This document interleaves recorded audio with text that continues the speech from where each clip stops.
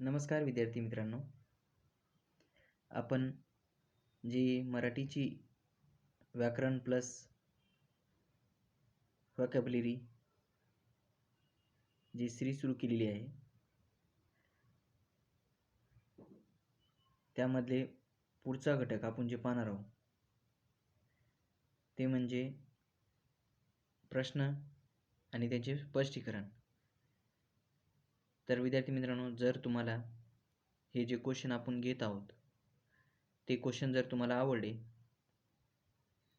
तर कमेंट करून सांगा, जेणेकरून आपण असेच प्रश्न कंटिन्यू पुढे पण सुरू ठेवूया. तर विद्यार्थी मित्रांनो, चला आपण आपल्या प्रश्नाला सुरुवात करूया. तर आज आपला पहिला प्रश्न आहे ते म्हणजे मिश्र वाक्य करा. मिश्र वाक्य करा.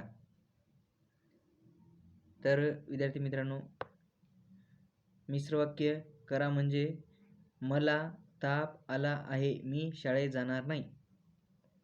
प्रश्न काय आहे? मिश्र वाक्य करायचं आपल्याला. मला ताप आला आहे, मी शाळेत जाणार नाही. याचा आपल्याला मिश्र वाक्य कसं करता येईल?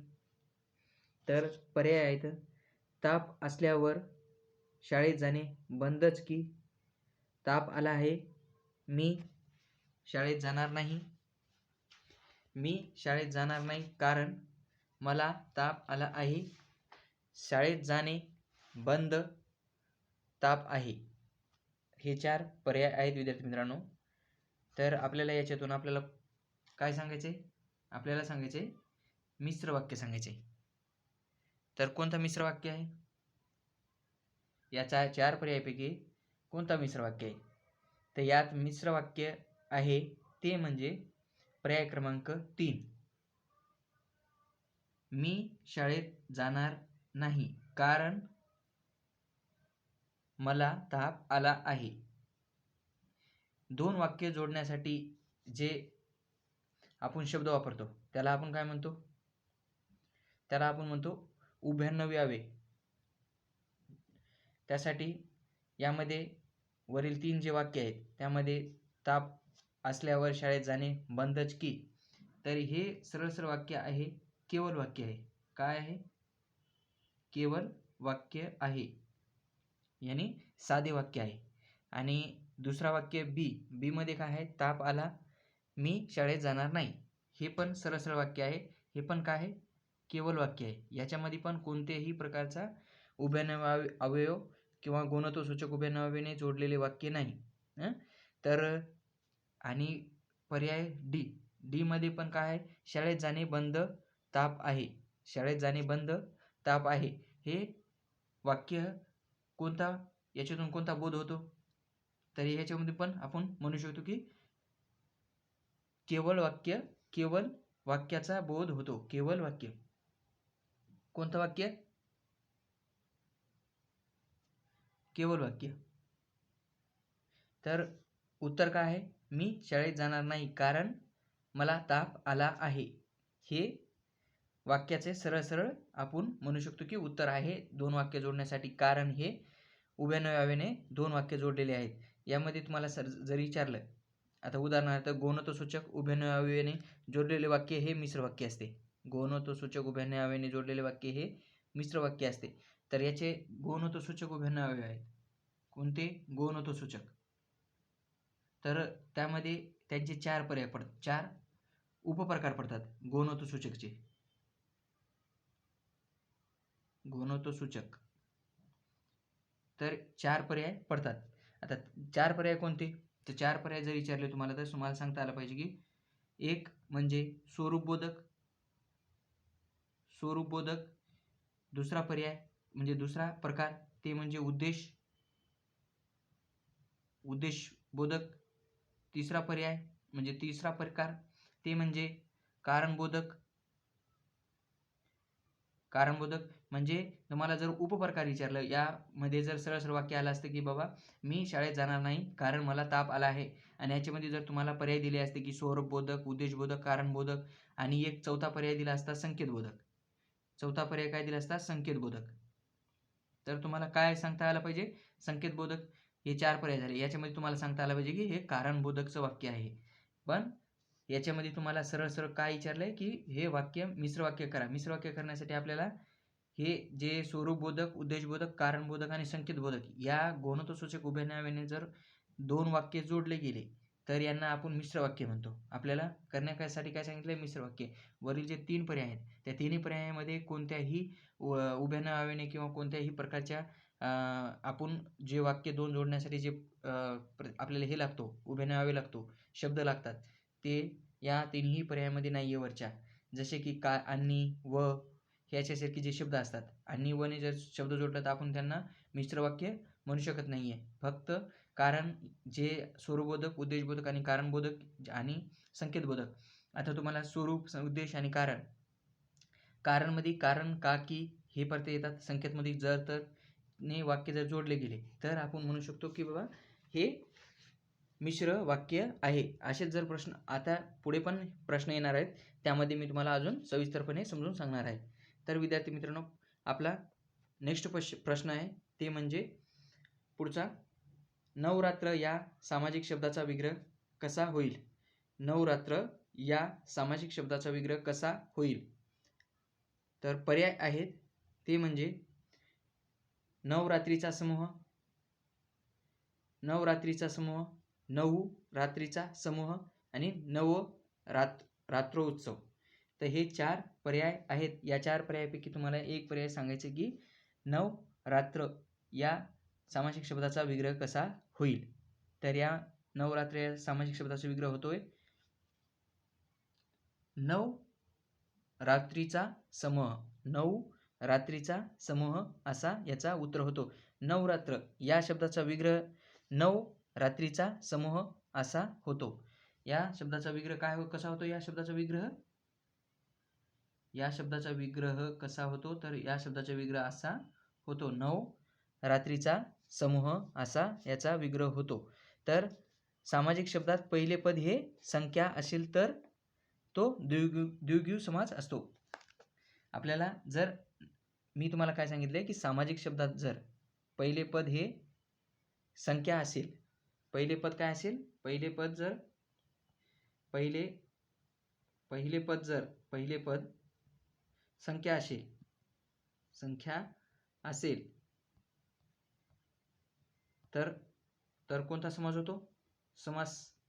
तर ते कोणता समास होतो विचारलं तर तुम्हाला सांगता आलं पाहिजे की द्विगु समास होतो. कोणता समास? द्विगु समास होतो. द्विगु, हे लक्षात ठेवा. नेक्स्ट क्वेश्चन आपला पुढचा क्वेश्चन आहे आपला ते म्हणजे पुढचा क्वेश्चन, जे खरे असेल ते तू बोलावीस. वाक्याचा प्रकार ओळखायचा आपल्याला. जे खरे असेल ते तू बोलावीस. वाक्याचा प्रकार ओळखा. तर आपल्याला वाक्याचा प्रकार ओळखायचा आहे. तर पर्याय दिलेले आहेत: मिश्र वाक्य, संयुक्त वाक्य, केवळ वाक्य आणि साधे वाक्य. मिश्र वाक्य, संयुक्त वाक्य, केवळ वाक्य आणि साधा वाक्य हे पर्याय आहेत. तर तुम्हाला काय सांगायचं आहे? तर वाक्याचा प्रकार आपल्याला सांगायचा आहे. तर कोणता प्रकार होऊ शकतो? यामध्ये उत्तर काय आहे? जे खरे असेल ते तुम्ही बोलावे. आपण मागील प्रश्नामध्ये स्पष्टीकरण पाहिलेलं आहे. तुम्हाला जर ते क्वेश्चन समजलं असेल तर हे पण क्वेश्चन तुम्हाला आरामशीर समजून जाईल. तर याचं काय उत्तर आहे? तर याचं उत्तर आहे मिश्र वाक्य. काय आहे? मिश्र वाक्य याचे उत्तर आहे. हे लक्षात ठेवा. मिश्र वाक्य तुम्हाला मी सांगितले की 2 वाक्य जोडण्यासाठी उभ्या नावाचा वापर केला जातो. त्या वाक्यांना आपण मिश्र वाक्य म्हणतो. जोडीच्या उभ्यान्वयी अव्ययाने जोडलेले वाक्य हे मिश्र वाक्य असते. सरळ सरळ लक्षात ठेवा की जोडीच्या उभ्यान्वयी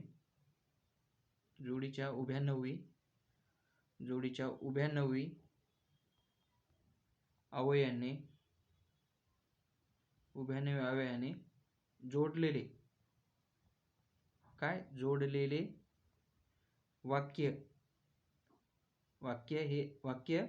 जोडलेले वाक्य मिश्र वाक्य असते. काय असते? मिश्र वाक्य असते. लक्षात राहू द्या.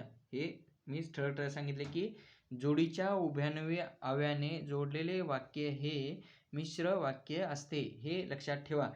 यामध्ये कोणते जोडीने जोडलेत आपण? जे आणि जे खरे असेल ते तू बोलावेस. जे आणि ते कोणते? जे आणि ते हे दोन आपण उभ्यान्वयाने जोडलेले वाक्य हे आपण विचार केला तर हे मिश्र वाक्य आहे. जे खरे असेल ते तू बोलावेस. लक्षात ठेवा, हे वाक्य मिश्र वाक्य आहे. नेक्स्ट क्वेश्चन आपला पुढचा, ते म्हणजे काळ्या दगडावरची रेघ म्हणजे काय? काळ्या दगडावरची रेघ म्हणजे काय? तर सांगा, काळ्या दगडावरची रेघ म्हणजे काय? तर पर्याय आहेत: प्राचीन काळाचे दगडावरील शब्द, खोटे न ठरणारे शब्द, पुसून टाकताना येणारे शब्द आणि खूप काळापर्यंत टिकणारे शब्द. प्राचीन काळाचे दगडावरील शब्द, खोटे न ठरणारे शब्द, पुसून टाकता न येणारे शब्द आणि खूप काळापर्यंत टिकणारे शब्द. तर याचं उत्तर काय होऊ शकतो? तर याचं उत्तर होऊ शकतो खोटे न ठरणारे शब्द. काय होतो? खोटे न ठरणारे शब्द. ज्या खाली अंडरलाईन केलेले ते उत्तर आहे. विद्यार्थी मित्रांनो, तुम्ही समजून घ्या. तर हे उत्तर काय आहे? काळ्या दगडावरची रेघ म्हणजे काय? खोटे न ठरणारे शब्द हे आहे. यामध्ये स्पष्टीकरण देण्यासारखं काही नाही आहे विद्यार्थी मित्रांनो. नेक्स्ट क्वेश्चन पाहूया आपला, ते म्हणजे पुढचा. तर शेजाऱ्याशी चांगल्या तऱ्हेने वागण्याची पद्धत म्हणजे काय? शेजाऱ्याशी चांगल्या तऱ्हेने वागण्याची पद्धत म्हणजे काय? आपण त्याला काय म्हणतो? तर आपण त्याला काय म्हणतो? शेजाऱ्याशी चांगल्या तऱ्हेने वागण्याची पद्धत म्हणजे काय? तर पर्याय आहेत: शेजार धर्म, पाजार धर्म, नाते धर्म, गोते धर्म. तर काय उत्तर आहे याच्यामध्ये? तर शेजाऱ्याशी चांगल्या तऱ्हेने वागण्याची पद्धत म्हणजे काय? शेजार धर्म. काय आहे? शेजार धर्म. धर्म म्हणजे काय? धर्म म्हणजे गुण, रीत किंवा पद्धत. धर्म म्हणजे काय? धर्म म्हणजे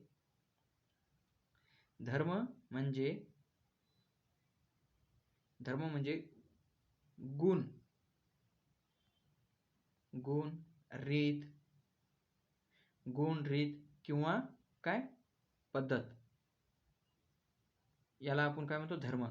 शेजाऱ्याशी चांगले वागणे म्हणजे काय? आपण म्हणतो आपला शेजार धर्म आहे, चांगलं वागावे. हे आपण ढोबळ म्हणत आणि आपल्या व्यवहारात आपण हे शब्दाचा वापर करतोय. तर त्यानंतर पुढचा क्वेश्चन पाहूया. पुढचे ते म्हणजे प्रयोगाचे रूपांतर करा. प्रयोगामध्ये आपल्याला रूपांतर करायचे. प्रयोगाचे रूपांतर करा. मी चहा घेतला, कर्मणी प्रयोग करा. मी चहा घेतला, याचा आपल्याला काय करायचं? कर्मणी प्रयोग करायचे. मी चहा घेतला, कर्मणी प्रयोग करायचे. काय करायचे? वाक्य काय आहे? मी चहा घेतला, एवढाच वाक्य आहे. आपल्याला याचा काय करायचं? कर्मणी प्रयोग. एक लक्षात ठेवा, कर्मणी प्रयोग करायचे आपल्याला. तर पर्याय आहेत: मी चहा घेणार होतो, माझ्याकडून चहा घेतला गेला, चहा घेणे बरेच असते, कोणाकडूनही चहा घ्यावा. तर एक लक्षात ठेवा, कर्मणी वाक्य एक सरळ ज्यांनी कधीही प्रयोग वाचलेला नाही किंवा कधीही लेक्चर केलेलं नाही आहे, तर सरळ लक्षात ठेवा की कर्मणी प्रयोगाचे जे वाक्य असतो ते भूतकाळी वाक्य असते. काय असते? भूतकाळी वाक्य असते. हे एक महत्त्वाचं एवढं लक्षात ठेवा की भूतकाळी वाक्य असते. आणि त्यानंतर जर दुसरे वाक्य असतात, असते, होतो, हे उदाहरणार्थ असते हे वर्तमान काळी आहे. तर वर्तमानी काळी ही कधीही वाक्य हे कर्मणी प्रयोगाचे नसते, हे कर्तरी प्रयोगाचे वाक्य असते. हे लक्षात ठेवा. काय आहे? कर्तरी प्रयोगाचे वाक्य हे कसे असते? कर्तरी प्रयोगाचे वाक्य हे नेहमी वर्तमान काळी असते. काय असते? वर्तमान काळी असते. हे लक्षात ठेवा. आणि कर्मणी प्रयोगाचे वाक्य हे भूतकाळी असते. तर एक आता लक्षात ठेवा की यामध्ये कोणतं आपल्याला प्रयोग विचारले कर्मणी, आणि कर्मणी वाक्य हे भूतकाळी असते. तर या 4 पर्यायामध्ये भूतकाळी कोणतं वाक्य आहे? भूतकाळी. आणि भूतकाळी समजण्यासाठी तुम्हाला ला, लिहिले हे प्रत्यय माहीत असले पाहिजे की आपल्या भूतकाळामध्ये ला, लिहिले किंवा हे प्रत्यय जर तुम्हाला माहीत असेल तर हे तुम्हाला सोपं जाऊ शकतो की कोणत्या काळामध्ये ला, लिहिले हे प्रत्यय लागलेले असतात. कोणत्या काळामध्ये ला, लिहिले हे प्रत्यय लागलेले असतात? ला, लि, ले हे प्रत्यय आहेत. ला, लि, ले. तर ला, लि, ले हे प्रत्यय असतात. तर एक आता कोणते आपल्याला दिसत आहे? फक्त बी मध्ये दिसत आहे आपल्याला की माझ्याकडून चहा घेतला गेला. हे फक्त सांगू शकतो आपण हे कर्मणी वाक्य आहे. तर हे कर्मणी वाक्य काय आहे? हे भूतकाळी रूप आहे. हे एक लक्षात ठेवा. तर पर्याय क्रमांक 2 हे आहे कर्मणी प्रयोगाचे वाक्य. तर प्रत्यक्षात दिलेले वाक्य हे कर्मणी प्रयोगाचे आहे. मी ऐवजी एखादे नाम वापरल्यास ते लगेच कळते. आपल्याला जर तुम्हाला हे जर समजलं नाही, तर समजलं नसेल तर तुम्ही काय करू शकता, मी ठिकाणी आहे ना, मी ऐवजी एखादे नाम वापरल्यास ते लगेच कळते. की जसे आपण एक उदाहरणार्थ आपण रामने चहा घेतला. रामने आपण मीच्या ठिकाणी नाव टाकले. रामने चहा घेतला. परंतु पुन्हा कर्मणी प्रयोगाचे कर्मणी प्रयोगात रूपांतर करायचे झाल्यास ते मला चहा घेवतो, माझ्याकडून चहा घेतला गेला असे होते. फक्त सरळ सरळ लक्षात ठेवा की जर तुम्हाला मी चहा घेतला यामध्ये जर तुम्हाला नाही कळालं, कन्फ्यूज होऊ नका. जास्त जर माहिती आपण स्पष्टीकरण देत असाल तर कन्फ्यूज होऊ नका, जेणे की समजून घ्या. आपण फक्त जर तुम्हाला समजत नसेल की मी जे आहे, मीच्या ठिकाणी जर एखादा नाव घेतलं तुम्ही, राम, श्याम, काही पण घेतलं, तर रामने चहा घेतला हे वाक्य होतं कर्मणी प्रयोग. आणि कर्मणी प्रयोग वाक्य भूतकाळी असते. यामध्ये एकच पर्याय आहे, ते भूतकाळी आहे, ते म्हणजे बी. तर बी हे कर्मणी प्रयोगाचे वाक्य आहे. नेक्स्ट क्वेश्चन आहे, उंबराचे फूल म्हणजे काय? उंबराचे फूल म्हणजे काय? तर उंबराचे फूल म्हणजे काय? दुर्मिळ वस्तू, विघ्न, दुःख, आनंद. तर याचा अर्थ काय होतो? याचा अर्थ होतो दुर्मिळ वस्तू. काय होतो? दुर्मिळ वस्तू म्हणजे कमी प्रमाणात आपल्याला जे भेटू शकतो, म्हणजे की खूप 100% प्रयत्न केल्यानंतर आपल्याला जेव्हा 1% सक्सेस होतो, 1% आपल्याला जेव्हा सक्सेसपणा भेटतो, आपण त्याला पण म्हणू शकतो की काय? उंबराचे फूल. म्हणजे काय? खूप दुर्मिळ लोकांना एखाद्या 100% प्रयत्न केल्यानंतर एखाद्याला थोडंफार यश मिळणे म्हणजेच काय? आपण त्याला म्हणू शकतो की दुर्मिळ वस्तू भेटणे किंवा दुर्मिळ यश मिळणे. त्यानंतर नेक्स्ट क्वेश्चन आहे आपला, ही काही वाईट कल्पना नाही. या वाक्याचे होकारार्थी वाक्य ओळखा. ही काही वाईट कल्पना नाही या वाक्याचे होकारार्थी वाक्य करा किंवा ओळखा. तर काय आहे होकारार्थी? आपल्याला होकारार्थी करायचं आहे. तर होकारार्थी वाक्य करायचं आहे. काय करायचं आहे? ही काय वाईट कल्पना नाही. होकारार्थी नकारार्थी वाक्य करताना जेव्हाही आपल्याला होकारार्थी किंवा नकारार्थी वाक्य आपण करतोय, तर एक लक्षात ठेवा की वाक्य होकारार्थी करताना मूळ वाक्यातील शब्दांच्या विरुद्धार्थी शब्द घेऊन नकारार्थी वाक्याचे होकारार्थी वाक्य करता येते. काय? वाक्य होकारार्थी करताना मूळ वाक्यातील शब्दांच्या विरुद्धार्थी शब्द घ्यायचे आपण. विरुद्धार्थी शब्द घेऊन तुम्ही होकारार्थी किंवा नकारार्थी वाक्य करू शकता. लक्षात ठेवा, मी एवढं लिहून देऊ शकत नाहीये, तुम्ही समजून घ्या. मी जे बोलतोय त्याच्याकडे लक्ष ठेवू शकता किंवा ठेवा, जेणेकरून तुम्हाला ते समजेल की मी काय स्पष्टीकरण देत आहे. वाक्य होकारार्थी करताना मूळ वाक्यातील शब्दांच्या विरुद्धार्थी शब्द घेऊन नकारार्थी वाक्याचे होकारार्थी वाक्य करता येते.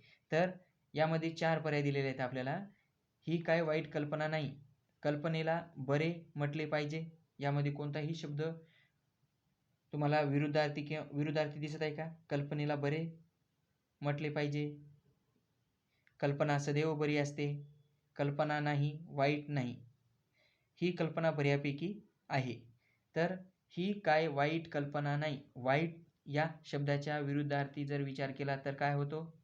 तर बरा. वाईटच्या विरुद्धार्थी बरा. तर पर्याय क्रमांक 4 मध्ये विरुद्धार्थी शब्द वापरलेला आहे. ही कल्पना बऱ्यापैकी आहे. आपण त्याला म्हणू शकतो की होकारार्थी आणि नकारार्थी विरुद्धार्थी शब्द वापरून आपण होकारार्थी किंवा नकारार्थी करू शकतोय. तर वाईटच्या विरुद्धार्थी बरा किंवा चांगला. तर ही कल्पना बऱ्यापैकी आहे, आपण याला असं म्हणू शकतो. त्यानंतर नेक्स्ट क्वेश्चन आहे पुढचा, ते म्हणजे तू फारच चतुर आहेस या वाक्याचे योग्य उद्गारार्थी वाक्य कोणते? काय? आपल्याला उद्गारार्थी वाक्य ओळखायचे आहे. तू फारच चतुर आहेस या वाक्याचे योग्य उद्गारार्थी वाक्य कोणते? आपल्याला या वाक्याचे उद्गारार्थी वाक्य करायचे आहे. उद्गारार्थी चिन्ह जर विचारला तर हे उद्गारार्थी चिन्ह आहे.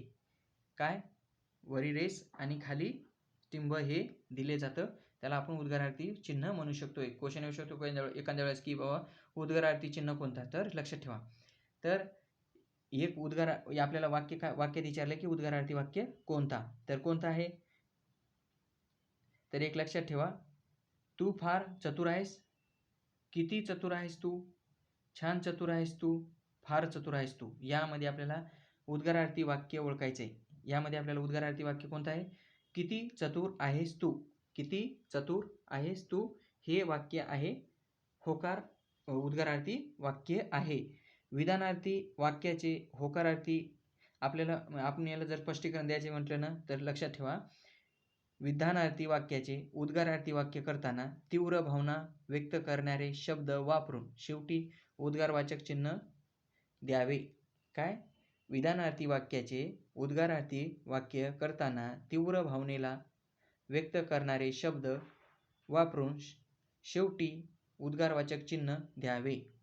एक लक्षात ठेवा, एवढी जर मी जे तुम्हाला डेफिनेशन सांगितली ती जर समजत नसेल तर एक लक्षात ठेवा, सरळ सरळ ज्यामध्ये भावनेचा आपण एखाद्या जे भावनिक शब्द जे असतात ते वापरून आपण त्याला उद्गारार्थी बनवू शकतो. पण एक सर्वात महत्त्वाचं या क्वेश्चनला ओळखण्यासाठी किंवा उद्गारार्थी वाक्य कोणतं आहे हे ओळखण्यासाठी एक लक्षात ठेवा, वाक्याच्या शेवटी काय? वाक्याच्या शेवटी काय? एक मिनिट विद्यार्थी मित्रांनो, वाक्याच्या शेवटी जर आपण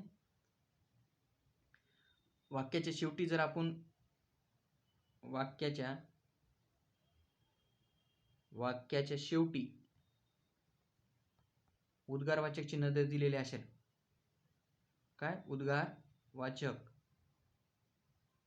चिन्ह दिलेले असेल, काय? उद्गारवाचक चिन्ह दिलेले असेल तर ती वाक्य काय असते? उद्गारार्थी वाक्य असते. फक्त मधी दिलेला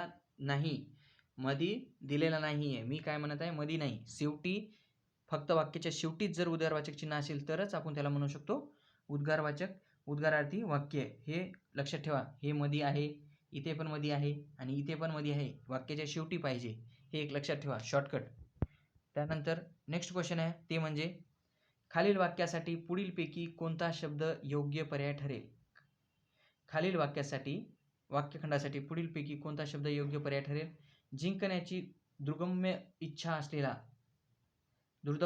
असलेला जिंकण्याची, तर त्याला काय म्हणतात? विजयंता, वाजेगिसू, सदाविजेता, विजिगिसू. तर याला म्हणतात विजिगिसू. आपण याला काय म्हणतो? विजिगिसू म्हणू शकतो. हे याचा उत्तर आहे. त्यानंतर नेक्स्ट क्वेश्चन, तर पुढचा क्वेश्चन आहे, मी कादंबरी लिहीन या वाक्यातील काळ ओळखा. मी कादंबरी लिहीन, वाक्याचा काळ ओळखा. तर कोणता काळ आहे? भूतकाळ, वर्तमान काळ, भविष्यकाळ आणि साधा वर्तमान काळ. कोणता आहे? मी कादंबरी लिहीन. तर या वाक्याचा काळ कोणता आहे? तर या वाक्याचा काळ आहे, मी कादंबरी लिहीन या वाक्याचा काळ आहे भविष्यकाळ. कोणता काळ आहे? भविष्यकाळ आहे, भविष्यकाळ. तर प्रत्यक्षात लिहित असे वाक्य पाहिजे, असं वाक्य पाहिजे. इल प्रत्यय भविष्यकाळाला दर्शवितो. काय दर्शवितो? इल प्रत्यय. एक लक्षात ठेवा, इल प्रत्यय हे काय दर्शवते? भविष्यकाळ दर्शवते, भविष्यकाळ. इल हे प्रत्यय भविष्यकाळ दर्शवतो, लक्षात ठेवा. इल हे प्रत्यय लागलेला जर असेल तर त्याला काय आपण म्हणू शकतो? हे भविष्यकाळ दर्शवते, लक्षात ठेवा. तर मी कादंबरी लिहीन, प्रत्यक्षात लिहिल असे वाक्य पाहिजे होते, लिहिल. इल प्रत्यय भविष्यकाळी आपण समजू शकतो की इल प्रत्यय लागल्यानंतर हे भविष्यकाळ असतो, ते लक्षात ठेवा. मी कादंबरी लिहीन तर काय आहे? भविष्यकाळ आहे. त्यानंतर नेक्स्ट क्वेश्चन ते म्हणजे झटून अभ्यास केला की यश हमखास मिळते. वाक्याचा प्रकार सांगा. झटून अभ्यास केला की यश हमखास मिळते. एक लक्षात ठेवा, मागल्या क्वेश्चनमध्ये जर विचार केला तर काळ किती आहेत विचारल्यानंतर तुम्हाला सांगता आलं पाहिजे की काळ किती आहे. तर काळ हे किती आहेत? काळ हे 3 आहेत.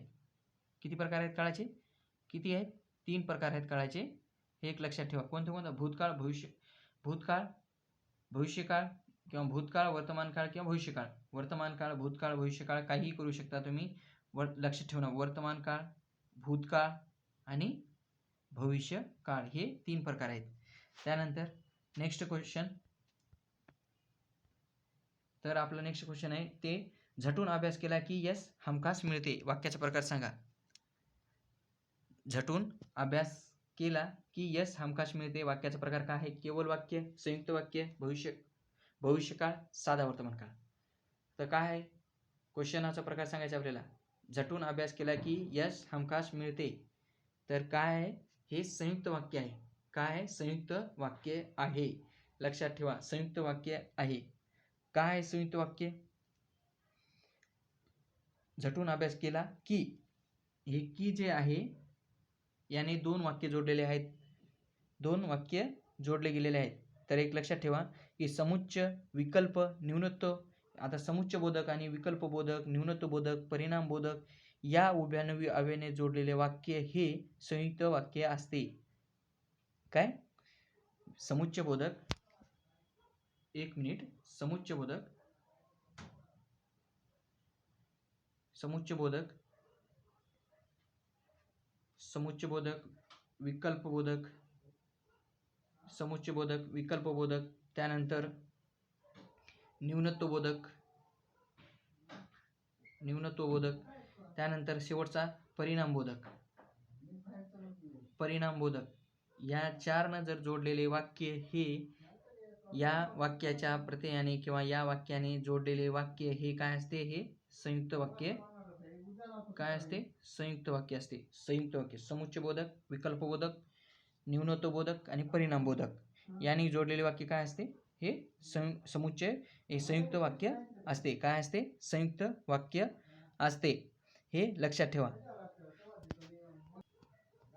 त्यानंतर नेक्स्ट क्वेश्चन आहे आपला, ते म्हणजे पुढील शब्द रूपे मराठी व्याकरणात कोणत्या प्रकारची आहेत? पुढील शब्द रूपे मराठी व्याकरणात कोणत्या प्रकारची आहे? तर बोलताना, लिहिताना हे शब्द कोणत्या प्रकारचे आहेत? नाम आहे, कृदंत आहे, विशेषण आहे, वचन आहे. तर काय आहे? बोलताना, लिहिताना हे शब्द काय आहे? तर हे शब्द काय आहेत? बोलताना, लिहिताना हे शब्द काय आहेत? तर हे शब्द आहे कृदंत. काय आहेत? कृदंत हे शब्द आहेत. धातूला प्रत्यय जोडून तयार केलेला शब्द जर पूर्ण क्रिया दर्शवित नसेल तर ते शब्द धातू साधित किंवा कृदंत असते. काय? वाक्यात धातूला प्रत्यय जोडून तयार केलेला शब्द जर पूर्ण क्रिया दर्शवित नसेल तर ते धातू साधित किंवा कृदंत असते. धातूला प्रत्यय जोडून तयार केलेला शब्द जर पूर्ण क्रिया दर्शवित नसेल, एक लक्षात ठेवा, पूर्ण क्रिया, काय? क्रिया दर्शवत नसेल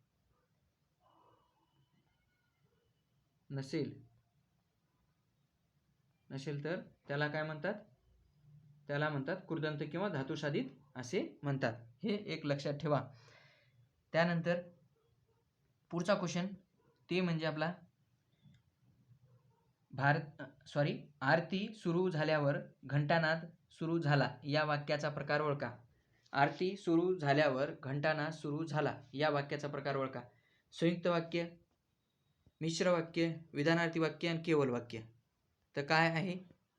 आपल्याला वाक्याचा प्रकार ओळखायचे. आरती सुरू झाल्यावर घंटानाद सुरू झाला या वाक्याचा प्रकार ओळखा.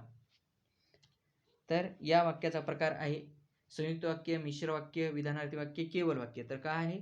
केवळ वाक्य आहे.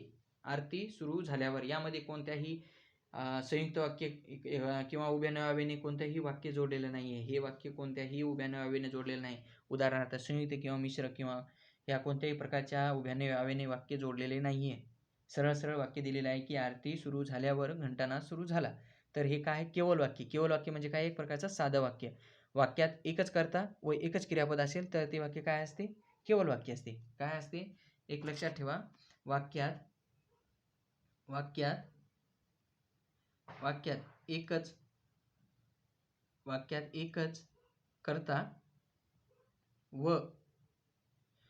एकच कर्ता व एकच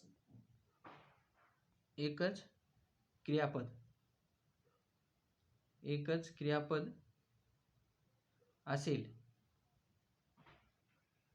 असेल तर ते वाक्य काय असतं? ते वाक्य असते केवळ वाक्य असते. काय असते? केवळ वाक्य असते. हे लक्षात ठेवा. काय असते? वाक्यात एकच कर्ता व एकच क्रियापद असेल तर ते वाक्य काय असते? केवल वाक्य असते. तर हे केवल वाक्य आहे. त्यानंतर नेक्स्ट क्वेश्चन, पुढील समास कोणत्या प्रकारचा आहे? पुढील समास कोणत्या प्रकारचा आहे? पुरणपोळी. वाक्यामध्ये जे शब्द दिलेले आहे ते म्हणजे कोणता आहे? पुरणपोळी. पुढील समास कोणत्या प्रकारचा आहे? तर पुरणपोळी हा शब्द दिलेला आहे. तुम्हाला सांगायचं आहे की मध्यम पदलोभी समास, तत्पुरुष समास, अव्ययभावी समास आणि द्वंद्व समास. विद्यार्थी मित्रांनो, द्वंद्व करून घ्यायला. द्वंद्व समास. द्वंद्व समास कोणता आहे हे लक्षात ठेवा. द्वंद्व समास. तर हे शब्द पुरणपोळी हे काय आहे? मध्यम पदलोभी समास आहे. पुरणपोळी हे मध्यम पदलोभी समास आहे. लक्षात ठेवा. पुरण घालून केलेली पोळी असा पुरणपोळी या सामासिक शब्दाचा विग्रह होतो. पुरणपोळी या शब्दाचा विग्रह कसा होतो?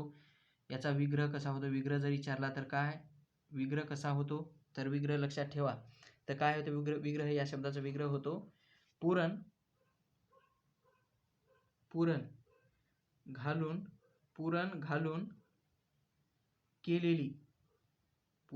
केलेली पोळी. हे लक्षात ठेवा. पुरण घालून केलेली पोळी म्हणजेच काय आहे? पुरणपोळी हा सामासिक शब्द आहे. त्यानंतर नेक्स्ट क्वेश्चन ते म्हणजे पुढचा आपला, तो फार हळू बोलतो या वाक्यातील क्रियाविशेषण अवयव ओळखा. तो फार हळू बोलतो या वाक्यातील क्रियाविशेषण अवयव ओळखा. हळू, फार, तो, बोलतो. पर्याय 4 आहेत. हळू, फार, तो आणि बोलतो. तर यामध्ये तुम्हाला काय विचारलंय? क्रियाविशेषण विचारलंय. क्रियाविशेषण सांगायचे वाक्यामधला कोणता क्रियाविशेषण आहे? तर कोणता क्रियाविशेषण आहे? तर यामध्ये उत्तरामध्ये कोणता क्रियाविशेषण आहे? तर उत्तरामध्ये हळू हे काय आहे? क्रियाविशेषण आहे. काय आहे? हळू हे क्रियाविशेषण आहे.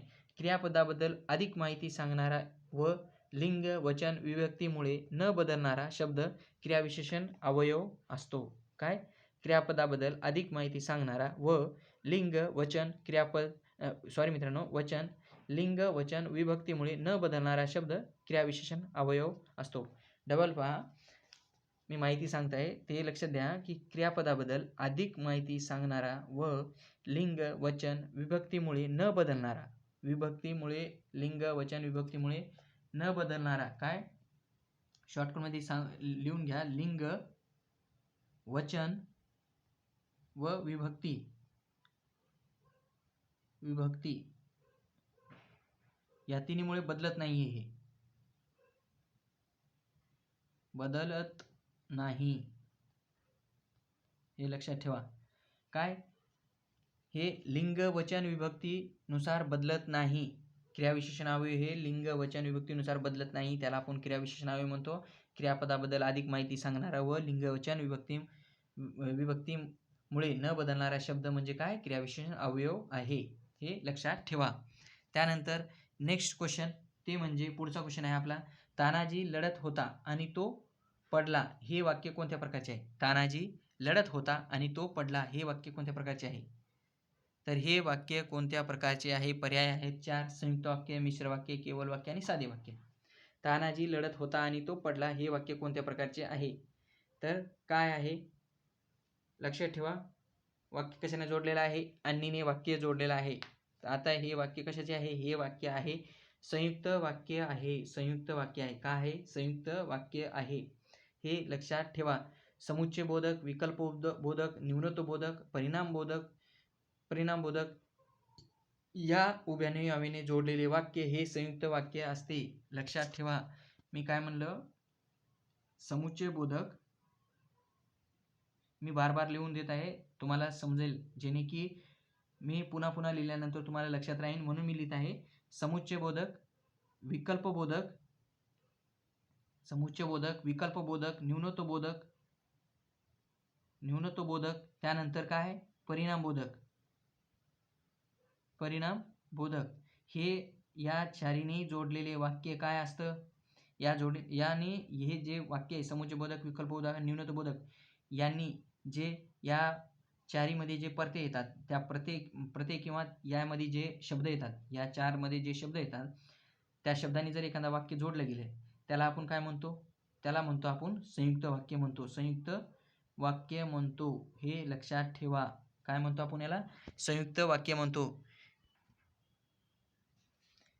आता हे 4 आहेत, या 4मध्ये जे शब्द येतात, आता तुम्हाला एक जर विचार केला तर लक्षात ठेवा, जे समुच्चयबोधक आहे आणि समुच्चयबोधकमध्ये कोणते कोणते शब्द येतात? व, अन, त्यानंतर आणि,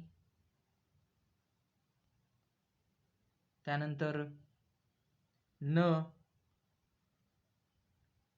त्यानंतर शब्द येतो नि, त्यानंतर येतो शिवाय, शिवाय, त्यानंतर अनिक, काय? अनिक. हे लक्षात ठेवा, व, अन, आणि, न, व, अन, आणि, न, शिवाय, अनिक हे शब्द आलेले असतात कशामध्ये? समुच्चय बोधकमध्ये. त्यानंतर आता हे संयुक्त वाक्य असतात, हे तुम्हाला तर माहीत झाले. हे आपण तुम्हाला परत लिहून देतो मी याच्यात, तुम्हाला जेणेकरून तुम्हाला नंतर समजेल. तर विकल्प या विकल्पबोधकमध्ये कोणते शब्द येतात? यामध्ये येतात अथवा, त्यानंतर वा, त्यानंतर की, त्यानंतर किंवा, वा, अथवा, किंवा, अगर हे शब्द येतात विकल्पमध्ये. काय येतात विकल्पबोधकमध्ये? अथवा, वा, किंवा, अगर हे शब्द येतात, हे लक्षात ठेवा. त्यानंतर नेक्स्ट जर विचार केला, न्यूनता बोधकमध्ये कोणते येतात? पण, परंतु, त्यानंतर येतो बाकी, पण, परंतु, बाकी आणि परी. काय? परी. हे 4 शब्द येतात. पण, परंतु, बाकी हे शब्द याच्यामध्ये येतात. कशामध्ये? हे न्यूनताबोधकमध्ये येतात, हे लक्षात ठेवा. आणि त्यानंतर परिणामबोधक. आता परिणामबोधकमध्ये कोणते शब्द येतात? परिणामबोधकमध्ये येतात म्हणून, त्यानंतर येतो सबब, त्यानंतर येतो याकरिता किंवा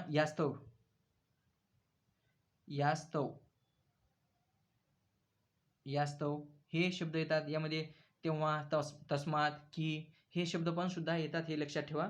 हे तुम्हाला समजण्यासाठी मी लिहून दिलंय, हे समजून घ्या विद्यार्थी मित्रांनो. काय आहे? हे वेगळे आहेत, हे समुच्चयबोधकचे पर्याय आहेत आणि हे विकल्पबोधकचे पर्याय आहेत. हे विकल्पबोधकचे. त्यानंतर न्यूनताबोधकचे पण, परंतु, त्यानंतर परिणामबोधकचे म्हणून, सबब, यास्तव हे शब्द आहे, हे लक्षात ठेवा. त्यानंतर पुढचा क्वेश्चन हे समजलं असेल तर, यांनी जे वाक्य जोडले गेले तर काय असते? यांनी जोडलेलं वाक्य काय असते? तर यांनी जोडलेलं वाक्य हे असतो, तो असतोस, काय असतो? संयुक्त वाक्य असतो. काय असतो? संयुक्त वाक्य असतो. काय असतो? संयुक्त वाक्य. हे लक्षात ठेवा. काय असते? संयुक्त वाक्य असते. यांना जोडलेले वाक्य हे जे वाक्यात या वाक्याने जर ह्या शब्दाने जोडलेलं असेल वाक्य, तर हे वाक्य असतं संयुक्त वाक्य. आणि तुम्हाला क्वेश्चन दुसरा पण प्रकारे आले तर तुम्हाला समजावं, जेणेकरून मी हे तुम्हाला लिहून दिले आहे. त्यानंतर पुढचा क्वेश्चन ते म्हणजे, पुस्तक हा शब्द मराठी व्याकरणात कोणत्या लिंग प्रकारात येतो? पुस्तक हा शब्द मराठी व्याकरणात कोणत्या लिंग प्रकारात येतो? नपुंसकलिंगी, पुल्लिंगी, स्त्रीलिंगी यापैकी कोणताच नाही. नपुंसकलिंगी, पुल्लिंगी, स्त्रीलिंगी, नपुंसकलिंगी यापैकी कोणताच नाही. तर काय आहे? तर याचं उत्तर काय आहे ते सांगा. पुस्तक विचारले तुम्हाला, तर पुस्तक काय आहे? तुम्हाला पुस्तक विचारले तर सांगा, पुस्तकचं लिंग काय आहे? पुस्तकचा लिंग आहे नपुंसक लिंग आहे. पुस्तक या शब्दाचा लिंग काय आहे? तर पुस्तक या शब्दाचा लिंग हे आहे नपुंसकलिंगी आहे. काय आहे? नपुंसकलिंगी. पुल्लिंगी, स्त्रीलिंगी आणि नपुंसकलिंगी हे या प्रकार आहेत. त्या प्रकारापैकी आपल्याला या पुस्तकाचा लिंग आहे नपुंसकलिंग आहे, हे लक्षात ठेवा. त्यानंतर जर विचार केला, नामासाठी वापरल्या जाणाऱ्या सर्वनामावरून त्याचे लिंग ठरवितात. काय? नामासाठी वापरले जाणाऱ्या सर्वनामावरून त्याचे लिंग ठरवितात तो पुल्लिंगी आपण म्हणू शकतो. आपण ओळखण्यासाठी काय करतो, तो हा शब्द पुल्लिंगीसाठी वापरतो. काय पुल्लिंगीसाठी वापरतो. तो हा शब्द पुल्लिंगी, ती हा शब्द काय कशासाठी वापरतो आपण, ती हा शब्द वापरतो आपण स्त्रीलिंगीसाठी. कशासाठी, स्त्रीलिंगी. त्यानंतर आणि ते हा शब्द काय वापरतो आपण नपुंसकलिंगी. काय नपुंसक लिंग, हे लक्षात ठेवा. हे 3 आहेत, हे प्रकार आहेत या लिंगाचे, पुल्लिंगी, स्त्रीलिंगी आणि नपुंसकलिंगी. त्या पुस्तक आहे नपुंसक लिंग. त्यानंतर नेक्स्ट क्वेश्चन ते म्हणजे पुढचा क्वेश्चन आहे आपला, वाक्याचा प्रकार सांगा. आजकाल 1000 रुपये म्हणजे मोठी रक्कम आहे. आजकाल 1000 रुपये म्हणजे मोठी रक्कम आहे. आपल्याला वाक्याचा प्रकार सांगायचा, होकारार्थी, नकारार्थी, विधानार्थी आणि प्रश्नार्थी. तर काय प्रकार, कोणता प्रकार आहे वाक्याचा, तर वाक्याचा कोणता प्रकार आहे, आजकाल 1000 रुपये म्हणजे मोठी रक्कम आहे, होकारार्थी, नकारार्थी, विधानार्थी, प्रश्नार्थी वाक्य. प्रश्नार्थी हे कोणते वाक्य आहे, तर हे नकारार्थी वाक्य आहे. काय आहे, नकारार्थी वाक्य आहे. सरळ सरळ दिले, आजकाल 1000 रुपये म्हणजे मोठी रक्कम नव्हे, तर हे नकारार्थी वाक्य आहे. वाक्यात जर नकारदर्शक शब्द असेल तर ते वाक्य काय असते, नकारार्थी वाक्य असते. नकारदर्शक शब्द असेल तर ते वाक्य हे नकारार्थी वाक्य असतात, हे लक्षात ठेवा. त्यानंतर पुढचा क्वेश्चन ते म्हणजे दोन्हीकडून सारख्याच अडचणीत सापडणे या म्हणीचा अर्थ काय.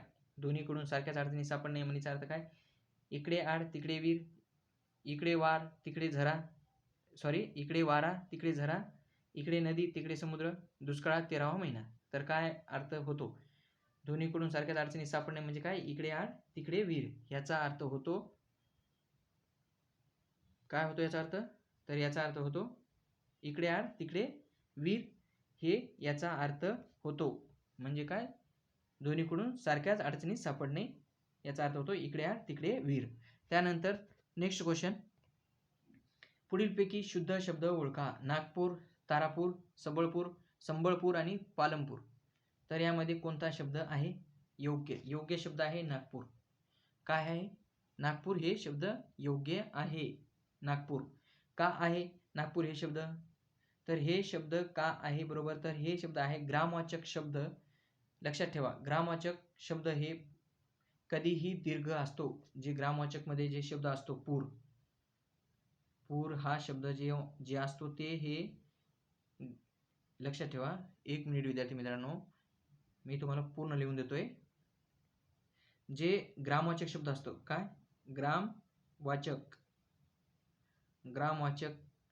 शब्द, ग्रामवाचकला जे पूर लागलेला असतो, ग्रामवाचक शब्दामध्ये जे पूर हा शब्द आलेला असतो, हा शब्द नेहमी काय असतो, हे शब्द नेहमी दीर्घ शब्द असतो. दीर्घ काय असतो, दीर्घ असतो. लक्षात ठेवा, दीर्घ असतो. दीर्घ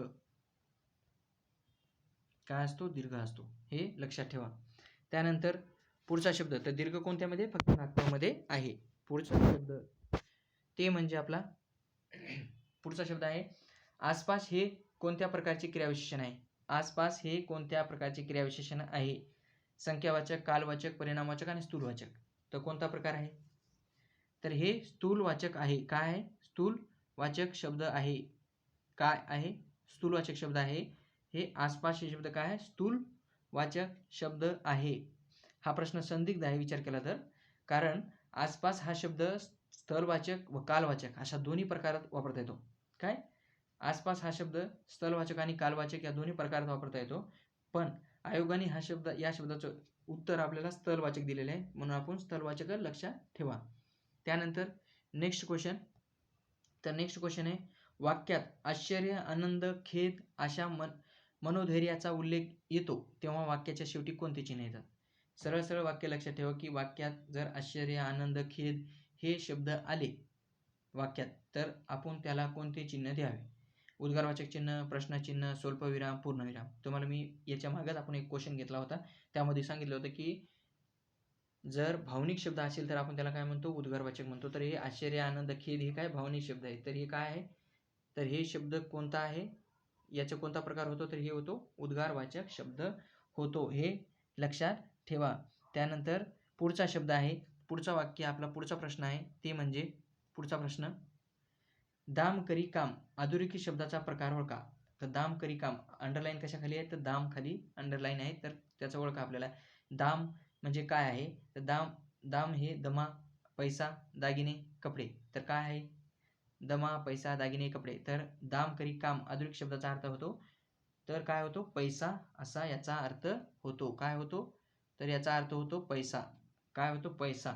हे लक्षात ठेवा. दाम म्हणजे काय, दाम म्हणजे काय होतो, दाम म्हणजे पैसा.